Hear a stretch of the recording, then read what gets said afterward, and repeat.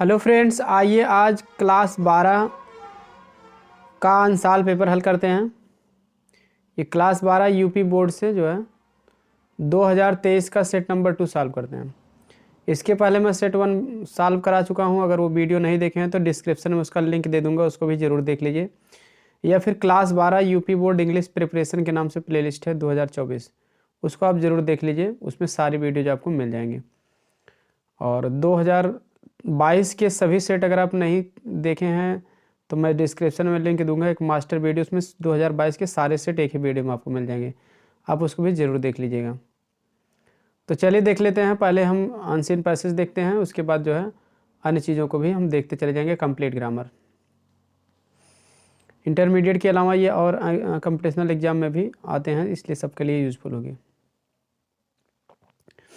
देखिए यहाँ reading section में दिया है ग्रामर में डिस्ट्रक्शन ऑफ फॉरेस्ट, ये मतलब अनसीन पैसेज है। पहले हम क्वेश्चन पढ़ेंगे, उसके बाद इसका आंसर, ताकि एक बार पढ़ लें तुरंत हम बताते चले जाएं, आपका समय भी बच जाए।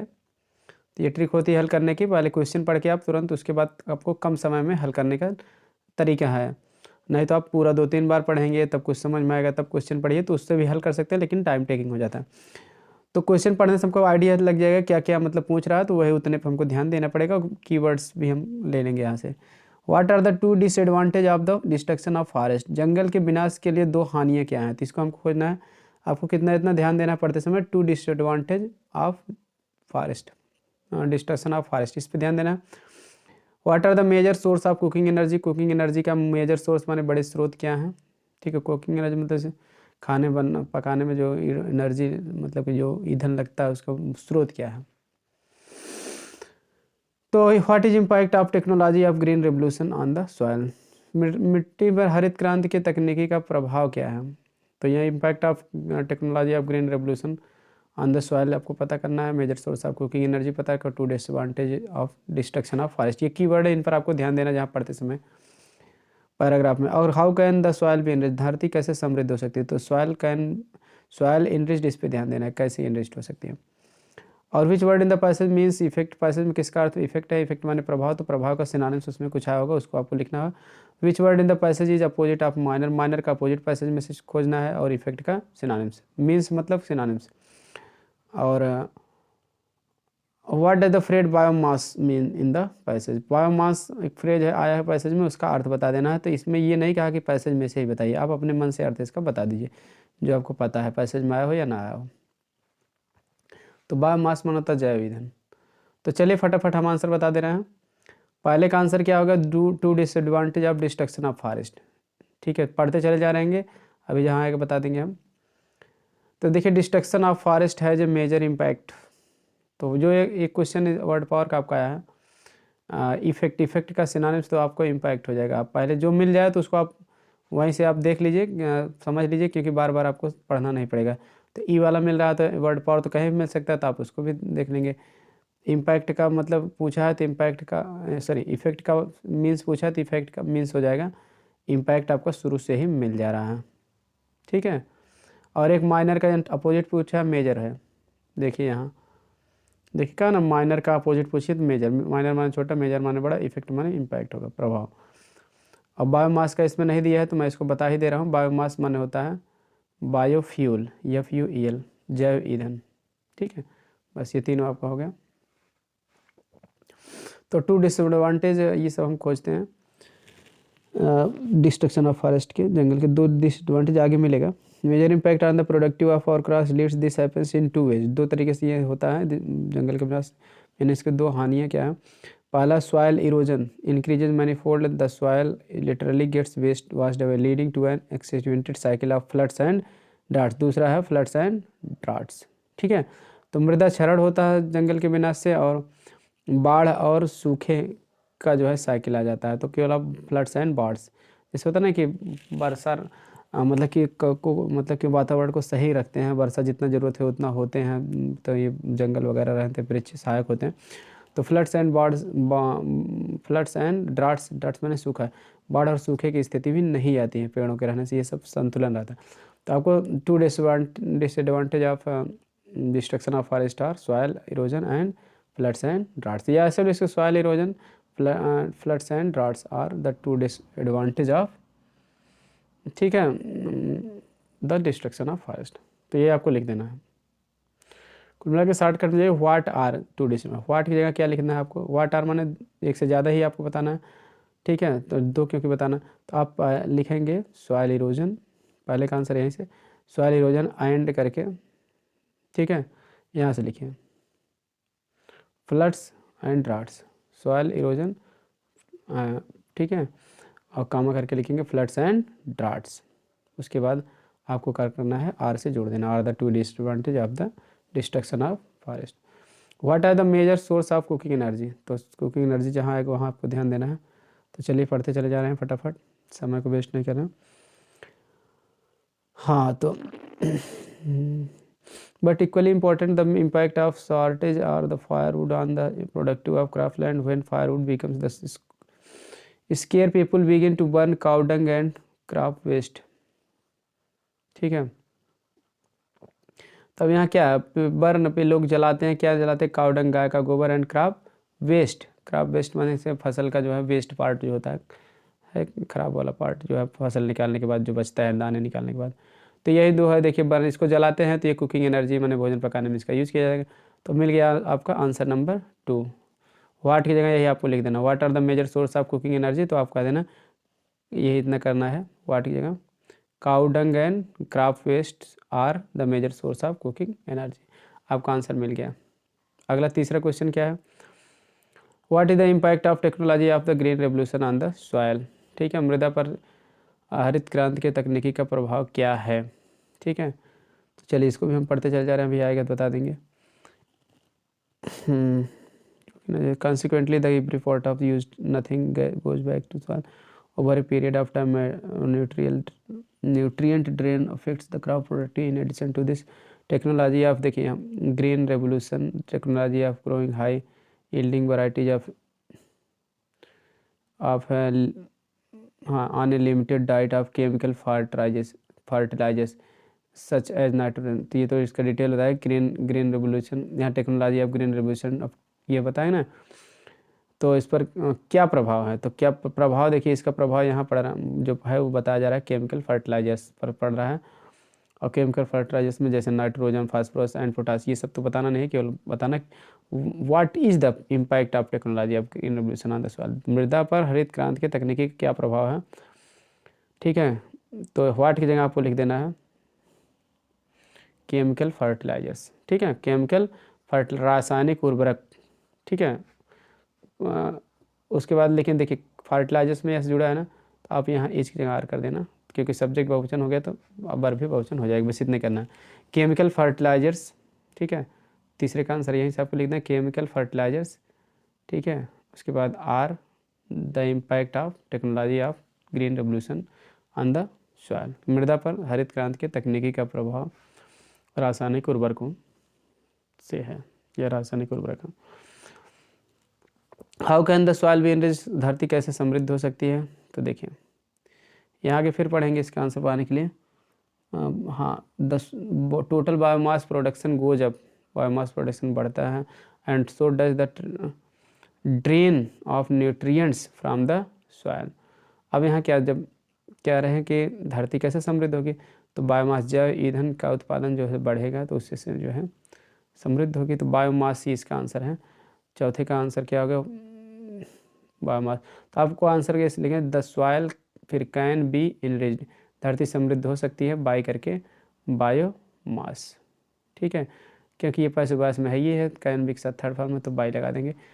ठीक है, the soil can be enriched by biomass, या फिर एक्टिव वॉइस में लिखना चाहता आप लिख सकते हो बायोमास कैन, तब इनरिच्ड हो जाएगा, इधर बी हट जाएगा, इनरिच्ड द सॉइल, बात एक ही होगा।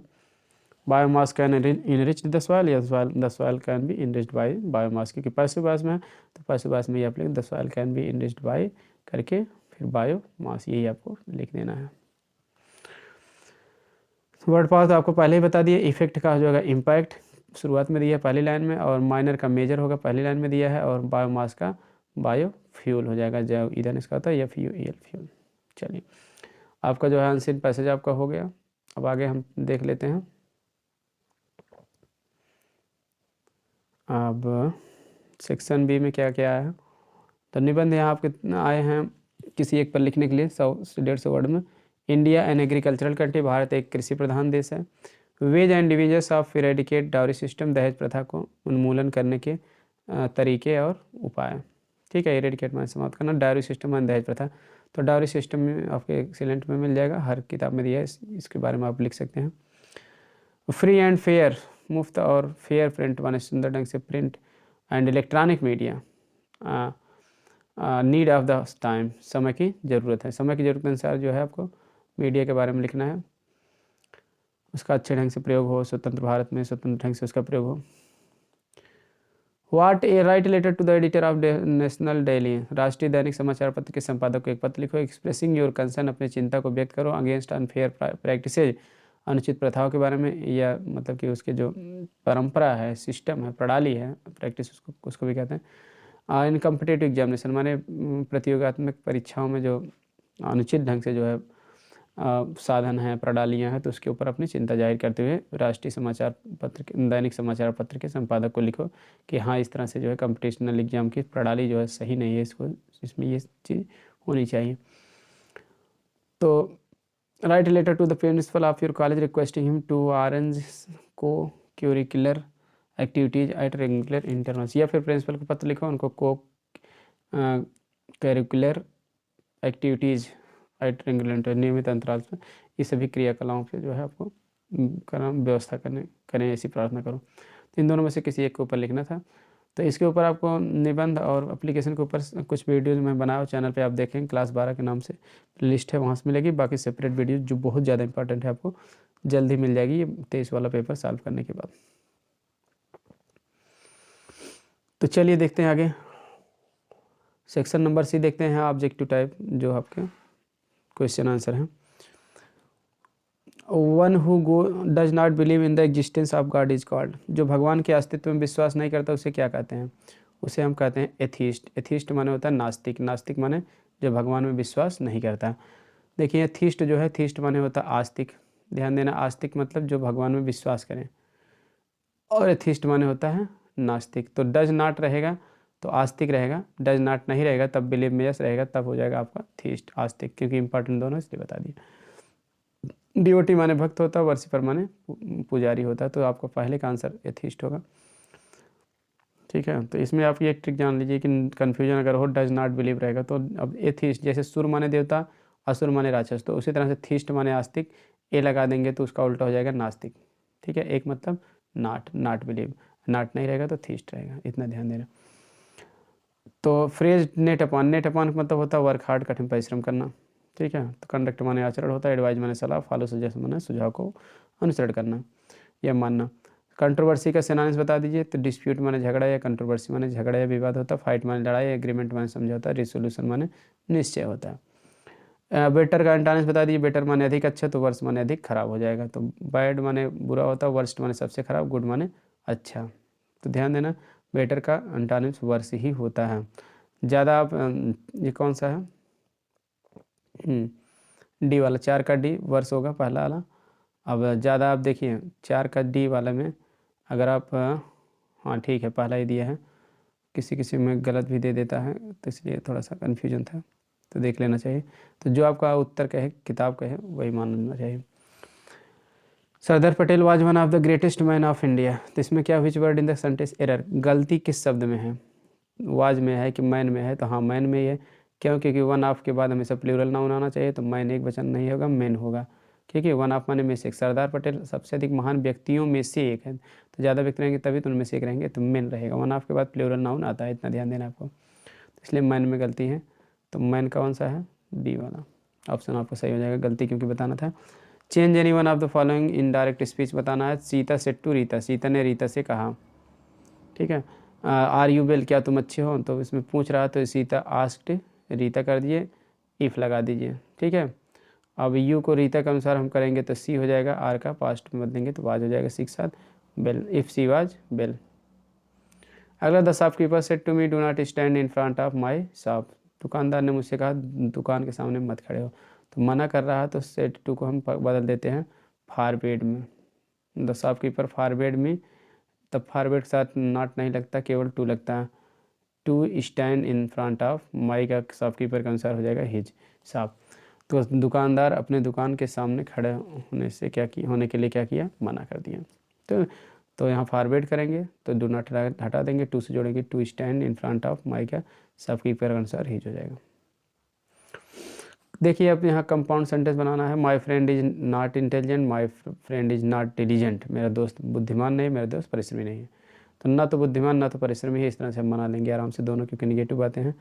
तो my friend is NEITHER neither intelligent, फिर यहाँ माई फ्रेंड दोनों में तो कॉमन हो जाएगा, माई फ्रेंड इज तो नार यहाँ लगा देंगे, नाइदर इंटेलिजेंट, इंटेलिजेंट के बाद हम कह देंगे नार डिलीजेंट, बस ये हो जाएगा। My friend is neither intelligent नार डिलीजेंट, मेरा दोस्त ना तो बुद्धिमान है ना ही परिश्रमी है। कॉम्प्लेक्स सेंटेंस अगला बनाना, क्योंकि एक ही करना पेपर में, लेकिन बता दे रहे हैं दोनों, क्योंकि ताकि परीक्षा में चाहे जो भी है आप उस हिसाब से कर लें। The question is too difficult, या सो डिफिकल्ट हो जाएगा। फिर देखिए ये वाक्य प्रश्न इतना कठिन है कि इसे हल नहीं किया जा सकता।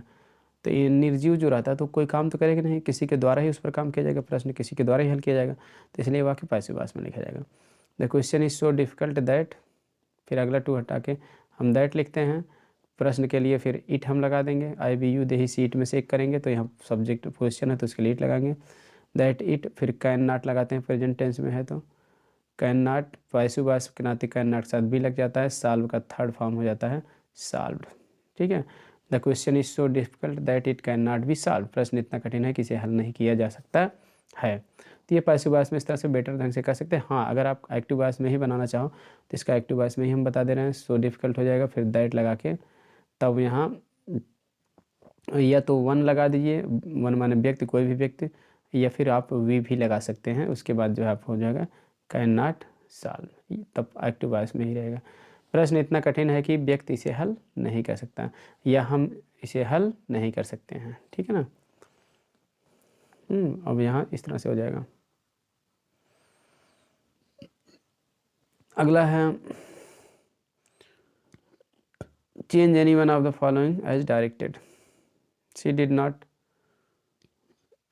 हाँ, तो यहाँ देखिए सॉल्व के बाद जो है एक्टिव वॉइस में जब लिखेंगे ना तो इट भी लगा सकते हैं कि we can not solve it, या वन कैन नॉट सॉल्व, भी व्यक्ति से हल नहीं किया कर सकता है, तो यही इट पहले हो जाएगा, तो वन या जो है it can not be solve हो जाएगा, तो बाई के साथ वन या बाई के साथ अस नहीं लिखा जाएगा, क्योंकि वो ज़रूरी नहीं रहता। तो इसी तरह से इसका एक्टिव वॉइस ही हो जाएगा।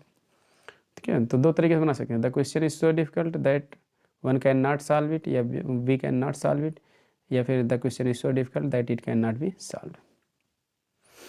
अगला है पैसिव वॉइस, देखिए she did not help the poor man, तो आप कर दिए the poor man was not helped by her, बस हो गया, the poor man was not helped by her. Complete this work at once, passive voice में जाएगा, लेट हो जाएगा, लेट के बाद दिस वर्क के बाद भी कंप्लीटेड एट वंस। ठीक है। लेट दिस वर्क भी कंप्लीटेड एट वंस, इस तरह से हो जाएगा। हाँ, करेक्ट करना है। देखिए माई हेयर इज ब्लैक, इसमें क्या गलती है, इस जगह आर कर दीजिए, बाकी सही है। मेरे बाल काले हैं, तो यहाँ भले हेयर में यस नहीं जोड़ा जाता है, सारे बालों की बात किया जाएगा तो आर लगेगा, और नहीं तो एक वचन की बात की जाएगा तो इज लगेगा। तो यहाँ मेरे बाल काले हैं, तो एक ही बाल तो काले नहीं रहेंगे, सभी बालों की बात की जाए तो इसलिए आर लगेगा। एक ही बाल की बात है नहीं कि मेरे बाल काले हैं, इससे ज़्यादा ही हैं तो आर लगेगा। Rich man should help the poors, गलती क्या है, द रिच हो जाएगा यहाँ, the rich man help the poor, poors में से यस हटा देंगे, क्योंकि जब एडजेक्टिव पूरे जात का बोध कराता है तो कॉमन नाउन की तरफ प्रयोग होता है, इसके पहले द हम लगा देते हैं तो बहुवचन हो जाता है। द रिच मैन हेल्प, यहाँ द पुअर कर देंगे, ये पुअर में यस नहीं लगाएंगे, द से ही बहुवचन मान लिया जाता है। आगे आपका है कम्प्लीमेंट माने होता है पूरक, जैसे वर्ब के बाद कम्प्लीमेंट आता है। कम्प्लीमेंट माने क्या होता है, प्रशंसा, प्रेज, प्रशंसा या तारीफ के शब्द। ठीक है, या अभिवादन भी होता है। अब देखिए इस फेयर, पहला फेयर माने होता है मेला या सुंदर, दो अर्थ होते हैं। दूसरे फेयर माने होता है भाड़ा या किराया। चलिए वाक्य बता दें। कम्प्लीमेंट माने जैसे some verbs takes complement after it, some verbs take complement after it, after it, ठीक है। कुछ वर्ब जो है, some verb take complement after it, माने कुछ वर्ब अपने बाद क्या लेते हैं, कम्प्लीमेंट लेते हैं, ठीक है। या there is a complement after this verb, इस वर्ब के बाद एक कम्प्लीमेंट है, कुछ भी कर सकते हैं, वाक्य बना सकते हैं। या ऐसा भी कह सकते हैं मैन एंड वोमेन, ठीक है, man and women are complement each other, पुरुष और स्त्री एक दूसरे के क्या होते हैं, पूरक होती हैं, ठीक है। स्त्री के बिना पुरुष और स्त्री एक दूसरे के बिना क्या है, तो अधूरे रहते हैं, ऐसा माना जाता है। तो कम्प्लीमेंट करते हैं एक दूसरे को, ठीक है, मतलब एक दूसरे की शोभा को बढ़ाते हैं, पूरक करते हैं। कम्प्लीमेंट माने तारीफ होता है, प्रशंसा के शब्द होता है, ठीक है। थैंक्स फॉर योर कम्प्लीमेंट्स, मतलब अपने कम्प्लीमेंट, आपकी तारीफ़ के लिए आपको धन्यवाद, इस तरह से भी बोलते हैं कि लोग, थैंक्स फॉर कम्प्लीमेंट। या please convey my compliments to your father, कृपया मेरी तरफ से अपने पिता के लिए अभिवादन कह देना, या तारीफ़ के शब्द कह देना, नमस्ते कह देना, इस तरह से भी कहा जाता है। Convey my compliments to your father, please convey my compliments to your father, ऐसे भी कह सकते हैं। या थैंक्स फॉर कम्प्लीमेंट, या आई गेव थैंक फॉर, ठीक है, हिज कम्प्लीमेंट, मैं उसकी प्रशंसा करने के लिए उसको धन्यवाद दिया, मैं उसके लिए उसको प्रशंसा करने के लिए धन्यवाद दिया, कुछ भी कह सकते हैं। फेयर माने मेला, तो he was going to see fair, fair माने भाड़ा, आई गेव फेयर, ठीक है, टू द व्हीकल, मैं गाड़ी को क्या किया, गाड़ी वाले को उसको भाड़ा दिया, टू द व्हीकल मैन, गाड़ी वाला आदमी, या टू व्हीकल ही कह सकते हैं, गाड़ी के लिए मैंने क्या दिया, भाड़ा दिया। अब देखते हैं आपका ट्रांसलेशन। भूख और इंसान का रिश्ता जन्म से होता है, तो the relation of hunger and human, hunger and human is by birth, is by birth, be by birth. जन्म के साथ ही मनुष्य अपनी भूख भी साथ लेकर आता है। जन्म के साथ ही क्या अंग्रेजी, एलॉन्ग विथ बर्थ, जन्म के साथ ही, ठीक है। उसके बाद मैन मनुष्य, या ह्यूमन कह दीजिए, बात एक ही हुआ, ह्यूमन माने मनुष्य, अपनी भूख भी साथ लेकर आता है। आल्सो ब्रिंग्स, क्योंकि भी लाता है, मैन आल्सो ब्रिंग्स, क्या लाता है, हिज हंगर विथ हिम, ठीक है, अपनी भूख भी साथ लेता है, साथ मतलब अपने साथ ही लाता है, तो जाएगा along with birth, man also brings his hunger with him, चाहे आप यहाँ मैन लिख सकते हो या ह्यूमन, दोनों यहाँ लिख सकते हैं। मनुष्य की भूख किसी भी व्यक्ति के जीवित रहने का प्रमाण है, तो hunger is the proof, PROOF, proof of survival, जीवित रहने का मतलब SURVIVAL, सर्वाइवल ऑफ एनीबॉडी, ठीक है। Hunger is the proof of survival of any body, anybody मतलब किसी व्यक्ति का। लेकिन यह भूख हवस का रूप लेने लगे तो, but when this hunger starts taking माने लेना शुरू कर देती है, यानी कि लेने लगे, तो के लिए कामा लगा देंगे, देन भी लगा सकते हैं, बात पे जोर देना रहे हैं, इसलिए चिंता का कारण बनने लगती हैं, देन इट बीकम्स, बनने लगती है मतलब होने लगती है, एक काज ऑफ वरी, ठीक है ना, इसे बता दे रहे हैं। लेकिन यह भूख हवस का रूप लेने लगे तो चिंता का कारण बन, तो है तो मतलब तब की अंग्रेजी तो है, तो हम वेन लगा सकते हैं, समय की बात है तो वेन लगा सकते हैं, नतीफ के बाद आता है तो, या तो वेन के बाद आता है, बट ऐसे लगाएंगे, बट वेन दिस, क्योंकि समय की बात की जा रहे हैं, तो लेकिन हाँ, बट वेन अपने मन से लगाएंगे, वेन दिस हंगर, जब या भी कोई, इसके वैसे भी कह सकते हैं कि कंजक्शन से जोड़ना, तो आया है देन, तो वेन तो आएगा ही, यहाँ देन अगर आएगा तो वेन आएगा शुरू में।